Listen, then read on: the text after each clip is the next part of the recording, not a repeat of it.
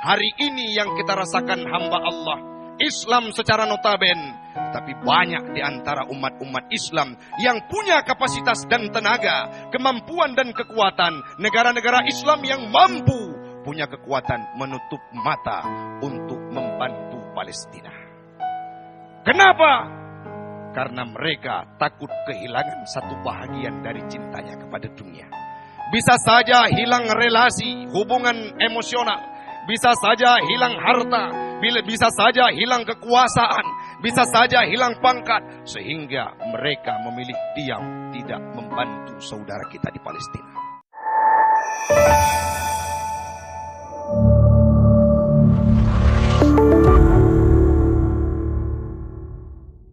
Jamaah sidang solat Jumat sekeyakinan seakidah yang kami muliakan.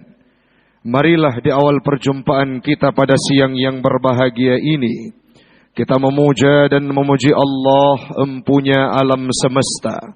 Allah yang masih memberikan kita kesempatan untuk bisa melangkahkan kaki ke tempat yang mulia ini. Semoga Allah pula lah yang memberikan kita peluang untuk bisa meraih husnul khatimah kala ajal merenggut nyawa kita.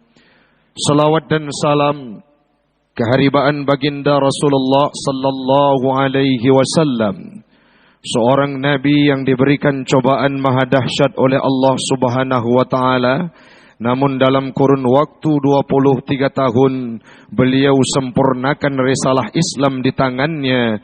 Salah satu di antara penyebabnya adalah karena beliau mengimplementasikan akhlakul karimah dalam segala sektor kehidupannya. Salawat dan salam kepada al dan sahabat beliau sekalian, alim ulama mutaqaddimin dan mutaakhirin yang muktabar kedua-duanya.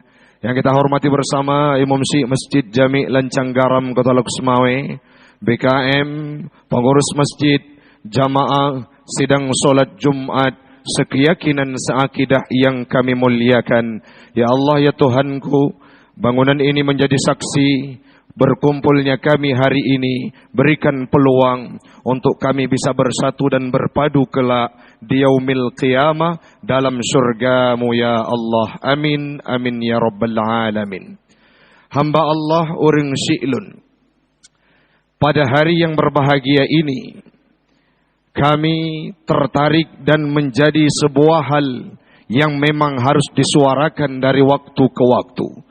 Yang pertama, kalau kita analisa dari pergerakan dan perjalanan kehidupan bangsa, tidak terkecuali masyarakat umat yang berada di wilayah kita Aceh, Kota Loksmawe secara khususnya, ini juga menjadi permasalahan yang harus kita pikirkan bersama dan akan harus kita suarakan dimanapun dan kapanpun. Apa itu Ustadz? Yang pertama adalah permasalahan dekadensi moral karakter pemuda-pemudi sekaligus seluruh masyarakat yang berada di sekeliling kita. Kita sedang berada dalam nuansa maulid. Kalau di Aceh itu perayaan maulid sampai 4 bulan. Bahkan menjelang Rajab tiba, peringatan Isra Mi'raj, baru maulid itu dipadai. Dalam nuansa maulid ini, marilah kita jadikan Rasul sebagai teladan dalam kehidupan. Di mana ini sudah jarang disampaikan oleh siapapun. Kenapa kita sampaikan demikian Ustadz? Kita lihat bagaimana praktek akhlak anak-anak kita hari ini hamba Allah. Mulai dari yang dewasa, mulai yang sudah tua renta, mulai sampai anak-anak yang berada di bangku mahasiswa, pelajar, para remaja, pemuda. Pergeseran karakter yang dimiliki oleh mereka sudah terjadi secara signifikan, bukan ke arah kebaikan, melainkan konotasinya adalah negatif. Ini membuat kita riskan hari ini, membuat kita khawatir bagaimana warna Aceh, bagaimana warna Luxmawe, bagaimana warna Indonesia pada umumnya. Kalau hari ini anak-anak yang kita temukan adalah mereka-mereka yang mempraktekkan tingkah asusila, adalah mereka-mereka yang tidak beretika, adalah mereka-mereka yang mengabaikan urgensitas meneladani Rasulullah dalam kehidupannya, mengimplementasikan akhlak mulia dalam kehidupannya. Coba kita lihat dari lembaran sejarah, dalam media, di media cetak, surat kabar, media elektronik, di media digital, terpampang jelas menjadi sebuah catatan penting yang harus kita ingat bersama hamba Allah. Padum bulan-bulan yang kau liket, sangat banyak anak-anak kita yang terjebak dalam kelabing malam. Mereka sampai detik ini belum bisa meninggalkan gencarnya tawuran. Mereka hari ini belum bisa meninggalkan bagaimana anarkisnya begal-begalan. Mereka sampai hari ini belum bisa meninggalkan hiruk pikuk kehidupan duniawiyahnya yang tidak bermuara kepada kebaikan. Malam dia tinggalkan rumah tanpa ada rasa peduli dari orang tuanya. Kemana dia pergi? Nongkrong bersama kawannya. Apa yang mereka lakukan? Ada di antara mereka yang menghisap sabu-sabu. Ada di antara mereka yang terjebak dalam perjudian. Ada di antara mereka yang terjebak dalam kelabing malam. Bahkan maaf, urang si'lun rame dan banyak berita anak-anak kita pun sudah membudaya sekarang mereka melakukan perzinahan tanpa ada rasa beban. Uronyo kalimat yai tebit dari anak dara Aceh, khususnya di tempat kita Kota Luxmawe. Dia sudah berani menawarkan dirinya kepada pemuda yang lewat, bang, malam ini mari kita main dengan jumlah anggaran 350. Coba bayangkan kalau kalimat itu didengarkan oleh para ulama kita. Kalau kalimat itu didengarkan oleh para pendahulu Aceh ini yang mereka berjuang mati-matian untuk menegakkan akidah Islam di bumi Pasir. Bagaimana hebatnya perjalanan Islam di tangan Iskandar Muda. Kalau ini didengarkan oleh para pendahulu kita yang kental dengan agama Islam, bahkan mereka rela mati untuk Islam demi tegaknya syariat Islam di Aceh, bagaimana hati mereka? Sangat banyak kasus yang kita dapatkan. Di akun media Satpol PP pun kalau kita lihat setiap harinya ada kasus di sektor perzinahan.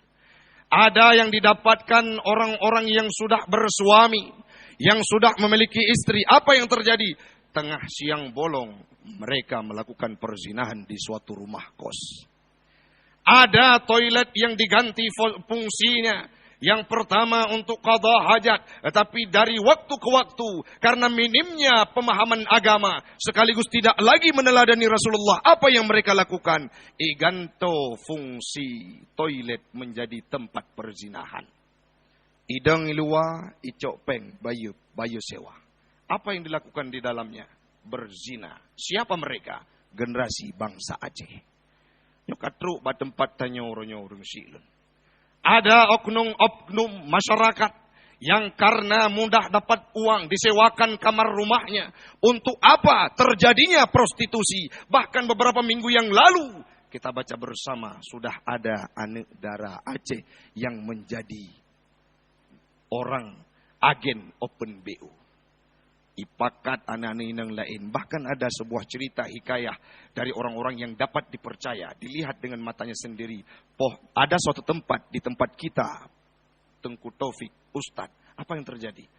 Jam 2 malam dijemput perempuan. Dibawa ke hotel. Dijamah mahkotanya. Kapan dibalikkan mereka? Menjelang azan subuh. Apa yang terjadi di tempat?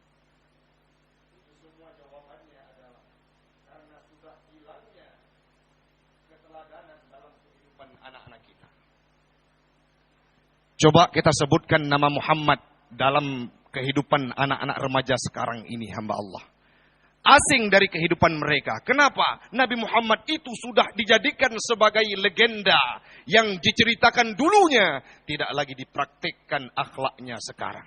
Seolah-olah ada anak-anak kita yang menganggap cerita Muhammad itu rekayasa. orang-orang yang bijak, terutama kita yang berada di Aceh, hamba Allah, dalam segala sektor kehidupan, kalau ingin berhasil, satu solusi yang paling tepat, ikuti Nabi Muhammad dan implementasikan segala akhlaknya. Tengku kamu penjual, Nabi pernah berdagang ke negeri Syam sampai mendapatkan laba yang melimpah ruah. Tengku kamu seorang guru, Nabi mendidik para sahabatnya, tidak pernah beliau memanggilkan murid kepada muridnya. Namun siapa yang beliau panggilkan? Sahabatku. Abu Bakar merupakan murid Nabi, Umar merupakan murid Nabi, tapi yang dipanggil oleh Nabi adalah sahabat-sahabatku. Ustadz, kami merupakan aparatur keamanan negara, polisi, tentara. Nabi Muhammad merupakan pimpinan perang. Sangat banyak perang yang beliau lalui dulunya, berhasil sampai kurun waktu 23 tahun. Ustadz, kami kepala keluarga. Nabi Muhammad sangat adil dengan anaknya. Bahkan beliau merasa kehilangan oleh seorang cucu, yaitu Hasan dan Husin. Saat Nabi Muhammad sudah kembali ke hadirat Allah, Hasan dan Husin menangis luar biasa. Kenapa? Bagaimana cinta dan kasih yang diberikan oleh Nabi terhadap keluarganya. Fatimah anaknya saat Nabi ingin menjelang ajalnya, merenggut nyawa, saat ingin menghadap Allah, wafat meninggalkan dunia, beliau menangis sejadi-jadinya. Beliau sampaikan, ayah, jangan tinggalkan kami dalam dunia ini. Sehingga beberapa waktu ke depan, Fatimah tertawa, "Nek, setelah 8 bulan aku merangkat meninggalkan dunia, engkau akan menyusulnya." Apa yang ingin kita sampaikan? Nabi Muhammad ini merupakan figur sentral, lengkap. Tidak ada satu sektor pun yang kurang dalam kehidupan beliau. Kenapa kita tidak menggugu beliau? Kenapa kita tidak mengikuti sejarah beliau? Kenapa kita tidak mengikuti akhlaknya? Kenapa kita tidak menyampaikan kepada anak-anak kita bahwa orang yang patut diteladani adalah Rasulullah, bukan yang lain? Dalam catatan sejarah yang pernah kami baca, Michael Hart, seorang komunis dari barat, bukan berKTP-kan Islam, tetapi menghabiskan umurnya 28 tahun untuk melakukan sebuah survei terhadap siapakah tokoh-tokoh yang paling berpengaruh di dunia. 100 tokoh yang paling berpengaruh di dunia dari masa Nabi Allah Adam sampai pada waktu dia buat risetnya. Kesimpulan dan hasil dalam sebuah bukunya, The 100 Ranking of the Most Influencing Person in History, beliau sampaikan, buku tersebut diterjemahkan. Apa yang beliau sampaikan? Muhammad ranking pertama dari ratusan tokoh terkemuka dunia. Orang-orang dari barat yang bukan berKTP-kan Islam lainnya protes, tidak bisa Michael Hart, engkau jadikan Muhammad sebagai ranking pertama. Ada Newton, ada Yesus, ada yang lainnya yang bisa engkau jadikan ranking pertama. Saat itu Michael Hart berdiri tegak dan menyampaikan, tidak bisa. Kenapa? Catatan sejarah tidak bisa kita pungkiri. Tidak ada satu agama pun, tidak ada seorang tokoh pun dengan kapasitasnya yang sederhana, tidak punya harta, menyuarakan Islam dengan penuh keberanian. Siapa yang patuh yang mengikutinya pertama? 4 orang manusia. Yang pertama Abu Bakar, Khadijah, Ali bin Abi Thalib, Zaid bin Sabit. Setelahnya apakah mereka mundur? Sampai detik ini Islam itu makin mercusuar, bahkan setelah ditinggalkan olehnya berabad-abad. Orangnya belah abadkah Nabi Muhammad meninggalkan Islam? Apakah Islam itu makin mundur? Kalau kita baca dari media-media surat kabar, orang menganut Islam makin banyak. Bahkan kita merupakan bangsa, umat yang notaben. Nabi Muhammad diakui oleh Barat. Dihabiskan umurnya 28 tahun untuk melakukan riset terhadap karakter Nabi Muhammad menjadi ranking pertama. Kenapa kita yang selalu baca Al-Quran, yang mana Al-Quran ini kana khuluquhul Quran, yang selalu membaca sejarah Nabi, tetapi kita lupa untuk mensuarakan kepada anak-anak kita bahwa Nabi Muhammad itu adalah contoh teladan yang sempurna. Yang kedua, hamba Allah, kita sedang berada dalam kondisi sebagaimana yang disampaikan oleh hadis Nabi. Yushiku an tada'a alaikumul umam kama tada'al akalatu ala qas'atiha. Kondisi sekarang adalah umat Islam centang perenang seperti buih di lautan. Salah seorang sahabat bertanya, Amin killatin nahnu yawma idzin ya Rasul. Apakah kami pada waktu itu jumlahnya sedikit? Rasul menjawab, la bal antum katsir. Engkau pada waktu itu, kata Rasul, jumlahnya banyak, kuantitas, tetapi tidak punya kualitas. Ghusaun ka ghusa'is sail, seperti buih di lautan. Kenapa ini bisa terjadi ya Rasulullah? Umat Islam pada waktu itu dicabut rasa takut dari musuhnya, sehingga musuh-musuh tidak lagi takut kepada orang Islam, penganut agama Islam. Kenapa? Karena mereka ditimpakan dengan sebuah penyakit. Penyakit apa itu ya Rasulullah? Wahan. Wamal wahnu ya Rasulullah. Apa itu wahan ya Rasulullah? Hubbud dunya wa karahiyatul maut. Terlalu cinta kepada dunia, yang takut yang namanya kematian. Apa yang termaktub, apa yang tersirat dalam kecintaan dunia. Salah satu di antaranya adalah cinta harta, cinta pangkat, cinta kekuasaan, cinta tahta, dan cinta wanita. Hari ini yang kita rasakan hamba Allah. Islam secara notaben. Tetapi banyak di antara umat-umat Islam yang punya kapasitas dan tenaga, kemampuan dan kekuatan. Negara-negara Islam yang mampu punya kekuatan menutup mata untuk membantu Palestina. Kenapa? Karena mereka takut kehilangan satu bahagian dari cintanya kepada dunia. Bisa saja hilang relasi, hubungan emosional. Bisa saja hilang harta. Bisa saja hilang kekuasaan. Bisa saja hilang pangkat. Sehingga mereka memilih diam, tidak membantu saudara kita di Palestina. Ini merupakan janji Nabi dulunya. Beliau pernah menyampaikan dalam hadis yang diriwayatkan oleh Imam Muslim. Tuqatilul Yahuda. Engkau satu waktu nanti akan berperang dengan Yahudi. Yahudi yang mana? Yahudi Bani Israel yang sekarang ini. Sedangkan Bani Israel dulunya, mereka adalah orang yang menganut agama Islam.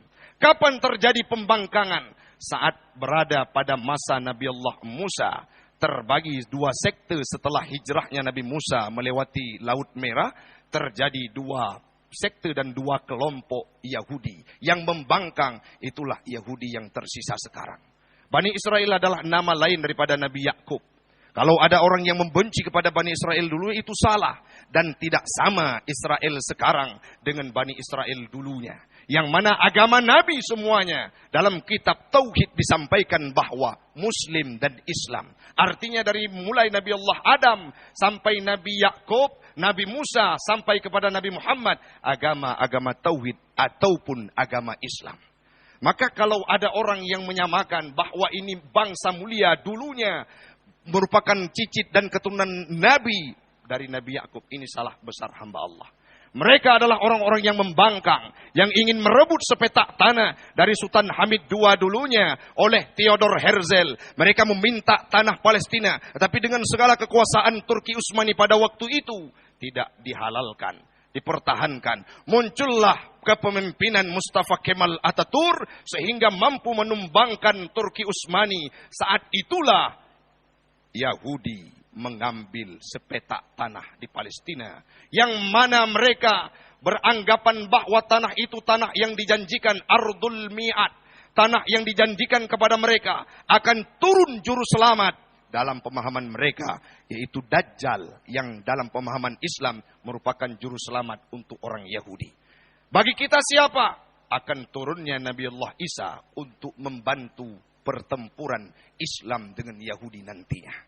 Tapi hari ini hamba Allah, kita punya beban moral semuanya. Nepegah bak saudara, nepegah bak keluarga, pedengku yang kamu pegah. Mereka menjaga masjid kiblat pertama umat Islam sampai bernyawanya, sampai meregang nyawa, bersimbah darah. Mereka tidak pernah mundur. 44 hari sudah agresi Zionis Israel, tetapi tidak mampu menumbangkan betapa besar jihadnya, semangatnya orang-orang yang di Palestina. Maka kita hari ini tidak mampu berkontribusi, berikan harta kepada tempat-tempat yang tepat sasaran. Selanjutnya Ustadz, jangan pernah lupakan doa kepada mereka.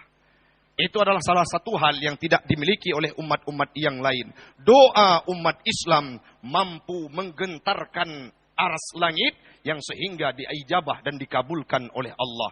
Bagaimana hebatnya perang Badar. Tentara musuh sangat banyak, berlipat ganda dari tentara Islam Muslim pada waktu itu. Tapi berkat bantuan Allah, walaupun jumlah 300, mampu dikalahkan kafir Quraisy. Semoga Islam di Palestina akan terus berkembang. Siapapun yang sudah meninggal dunia demi mempertahankan masjid yang mulia dan agamanya, Allah berikan syuhada titel syahid. Siapapun yang masih hidup, Allah berikan kekuatan kepada saudara-saudara kita. Mudah-mudahan bermanfaat bagi pribadi saya sebagai kesimpulan dari ulasan yang kita sampaikan tadinya. Yang pertama, mari Bapak-Bapak sekalian, kita berikan edukasi kepada anak-anak kita bahwa Muhammadlah yang menjadi solusi terhadap kehidupan dan permasalahan kehidupan ini. Akhlak beliau tidak ada duanya. Jangankan kawan, lawan ikut tunduk kepada Islam karena akhlak Nabi. Kenapa kita mesti meninggalkan Rasulullah? Sampaikan kepada anak-anak kita. Dimanapun, kapanpun, dalam kondisi bagaimanapun, suarakan nama Nabi Muhammad sehingga mereka tumbuh menjadi orang yang cinta kepada Nabi.